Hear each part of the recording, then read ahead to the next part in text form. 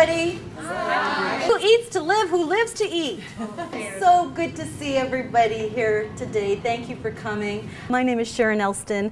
I am the Spice Lady. I used to be a food importer in the 90s, and the executive chefs and the master chefs that I used to come in and show my spices to, they used to get all excited. They say, hey, here comes the Spice Lady. So it's kind of stuck, and over 23 years I still have that moniker.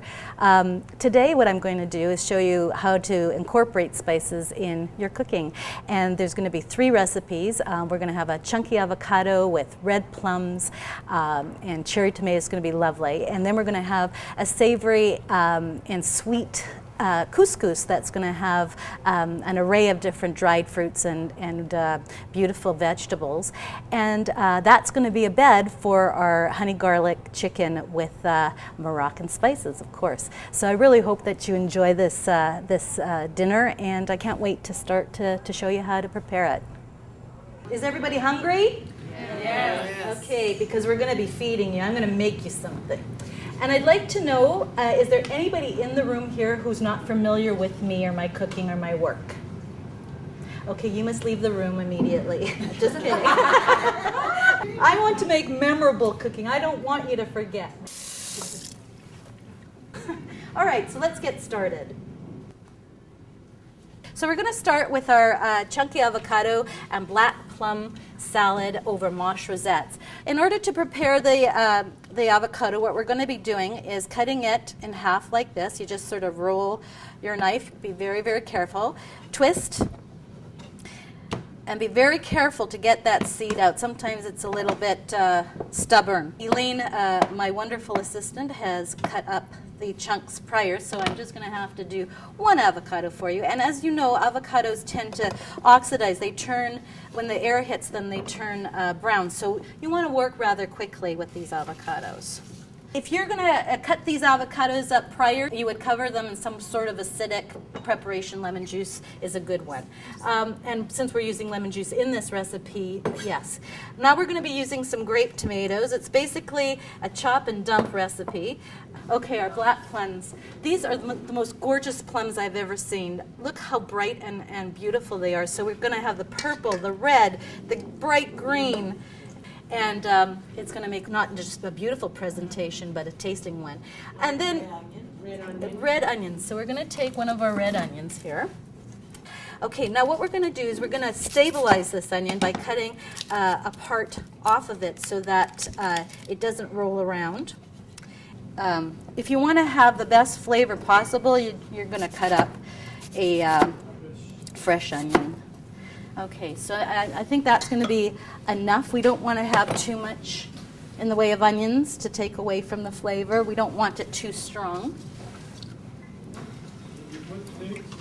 We're putting in some extra virgin olive oil, and we like extra virgin because it has a stronger flavor because it's from the first pressed of the olives. And every time they press the olives, the flavor is going to lessen and lessen, and so are the health properties. So we really want to use extra virgin olive oil for the flavor and for the color as well. Okay, so the next thing we're going to do, we've got our olive oil.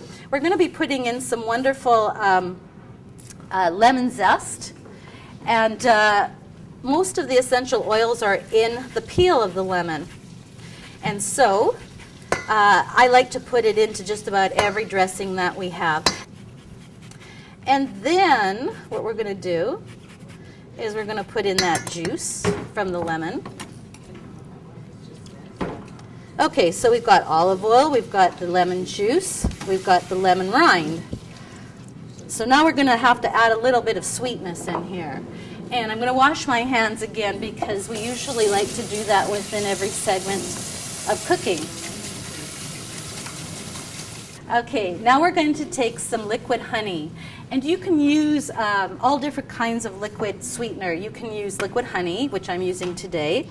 And this is an unpasteurized honey. Or you can use some agave nectar if you want. Maple syrup is nice too. And then what do we put in here? What comes next, guys?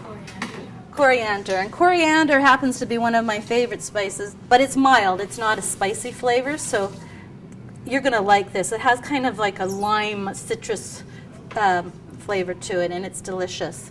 Now we're going to be adding some coarse kosher salt, which I like because it's easy to control in terms of the amount you put in. I like the briny, fresh flavor of coarse kosher salt.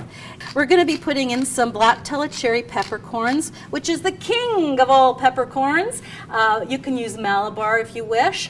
You can use just the plain old no-name black peppercorn, but if you want the intense, wonderful flavor of black peppercorn, go for the cherry peppercorn. There's a place in India that has that name, and that's where they're grown in that region, and that's how the name. Now, isn't this absolutely stunning?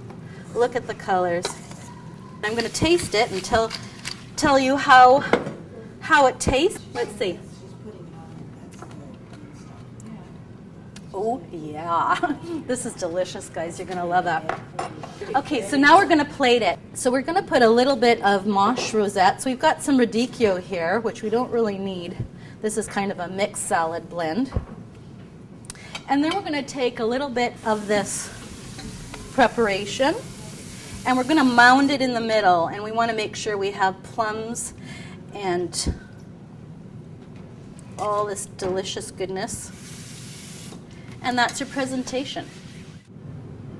And that's going to be our first course.